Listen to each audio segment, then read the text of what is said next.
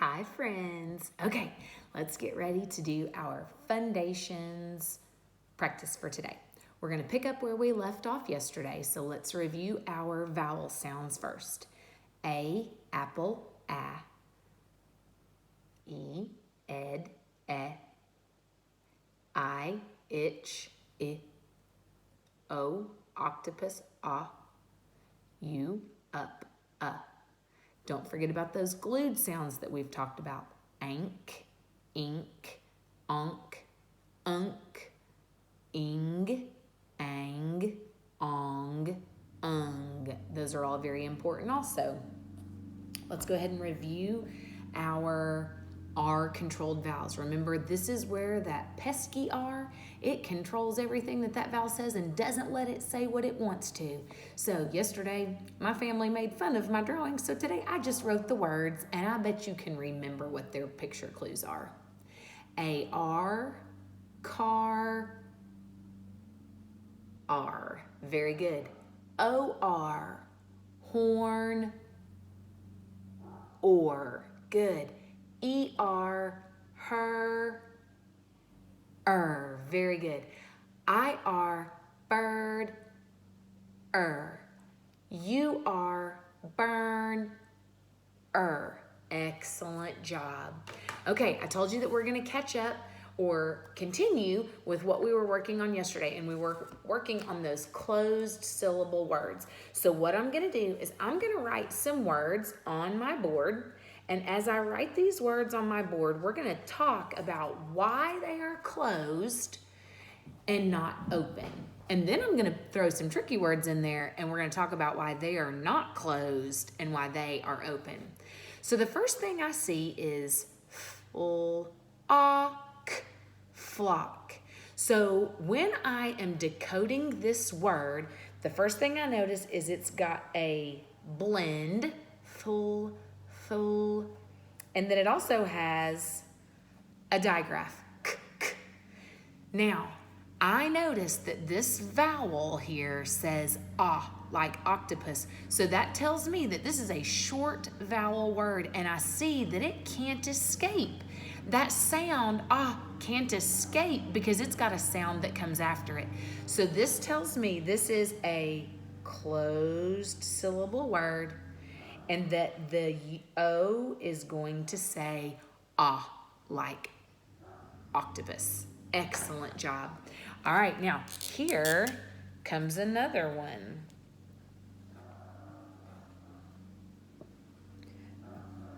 Now, when I go to decode my word, sh, I notice that my first thing that I see is a digraph.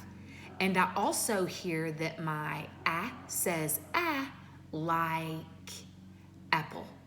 So I can tell that this is a short vowel word, which also tells me that this sound cannot escape because it's got a sh or a digraph after it. So it tells me that it is a closed syllable. Oh, and we want to make sure we keep that digraph marked. Okay, now let's talk about this word. This is a word that some of you struggled with yesterday. So let's talk about it. So here I see boat. So the first thing that I'm going to do is I'm going to look, and I don't notice that I have a blend or a digraph or a glued sound. But when I hear O-A, it actually says, oh, that doesn't sound like octopus, but it is trapped. But I remember Miss Metz did tell me that if it says its name, if the vowel says its name, it cannot be a short vowel or it cannot be a closed syllable, even if that vowel sound can't get out. So I know that this word is not a closed syllable sound. Now I'm going to do one more, and I'm going to let you help me to figure out if this word is a closed syllable. So I'm going to decode my word. nt. The first thing I see is my blend, nt, nt. Then I'm noticing that I hear like up, and I'm noticing that my vowel sound can't escape because it has letters after it. So, is this a closed syllable or not a closed syllable? If you said closed syllable, you're right, because it's a short vowel sound, and that vowel sound can't escape the end. Excellent job on your closed syllable practice. Now, what I want us to do is we're going to move on to our word of the day. And some of you are going to say, Miss Vince, we already did this. I already know this word. Perfect. It's just review, and that way your families will know. So when we get to a new word of the day, they'll know how to do it too. So the first thing that I see in my word is bl. So that's going to help me decode it. Bl, which is a blend. I also see here that I have a digraph. Now I'm ready to decode my whole word. Block,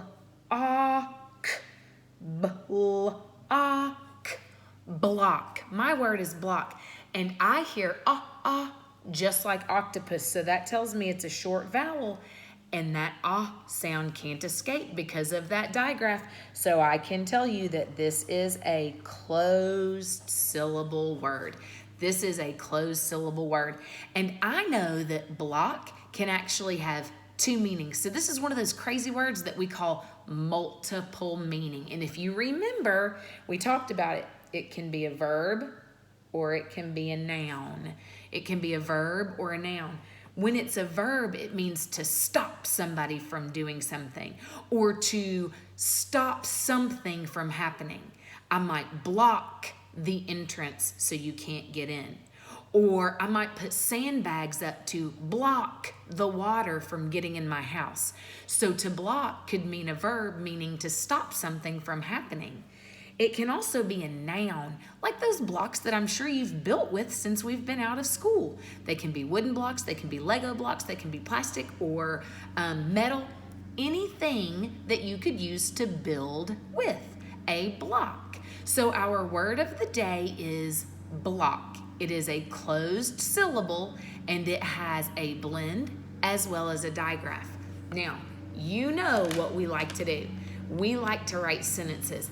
And to our parents, you haven't heard these words in so long, I bet, and it is going to bring back memories of middle school for me, for sure. So my first type of sentence is declarative. My second type of sentence is interrogative. And my third type of sentence is imperative. So I know a declarative sentence is a statement, and it's going to end with a period. It's just telling me something. I know my interrogative sentence is a question. It's going to ask me a question. So it's going to usually start with some of those words like who, what, where, when, why, how. And then an imperative sentence is a command. It usually ends with a period, and it's going to make me do something. So I'm going to come up with a declarative sentence with my word block. And then I'm going to come up with an interrogative sentence with my word block. And then I'm going to come up with an imperative sentence with my word block. So I'm going to do that, and then you are going to see if you can come up with 3 sentences on your own. So my first sentence is a declarative sentence. I like the wooden block. So that is my first sentence. I like the wooden block. That's just telling me something. I'm just stating it. So I'm going to end my sentence with a period. And I used the word block without a suffix. Because remember, we have to use the word we have.